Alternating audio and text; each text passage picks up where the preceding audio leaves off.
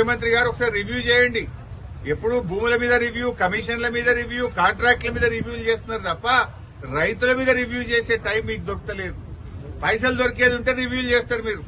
పైసలు దొరికాయి కదా గరీబ్ రైతులు, వీళ్ళ విషయంలో రివ్యూ చేయడానికి మీకు తీరిక లేదా? ఎందుకు మీ ఇంటెలిజెన్స్ ఏం చేస్తుంది? జొన్నలు కొంటలేరు అనేది మీకు తెలుస్తలేదా? శనిగలు సగంలో ఆపేసిండ్రు అనే విషయం మీ ఇంటెలిజెన్స్ మీకు చెప్తలేదా?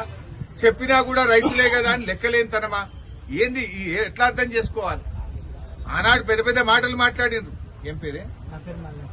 మల్లేశం అనే రైతు చెప్తుండు, సార్ 11 గంటలు 10 గంటలే కరెంట్ వస్తుంది, సాయంత్రం 4కి పోతే పొద్దుగాల 6కి కరెంట్ వస్తుందని ఇవాళ మల్లేశం రైతు పొద్దున 8కి వస్తుంది, పొద్దున 8కి కరెంట్ వస్తుందని మల్లేశం అనే రైతు కూడా ఇవాళ చెప్తా ఉన్నాడు. అంటే కరెంటు ఇయ్యరు, రైతు బంధు వెయ్యరు, బోనస్ ఇయ్యరు, కనీసం పండిన పంటను మద్దతు ధరకు కూడా కొనకపోతే నీదే ప్రభుత్వము? నువ్వు కాంట్రాక్టర్లకు, బినామీల కోసమో, మధ్య దళారుల కోసమో, బ్రోకర్ల కోసమో, ప్రైవేట్ పైరవీకారుల కోసం ఉందా నీ ప్రభుత్వం? రైతుల కోసం ఉందా?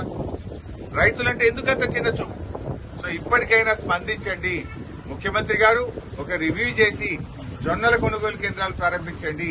మధ్యలో ఆగిపోయిన శనగలు మళ్లీ కొనే విధంగా తక్షణమే ఉత్తర్వులు ఇవ్వండి.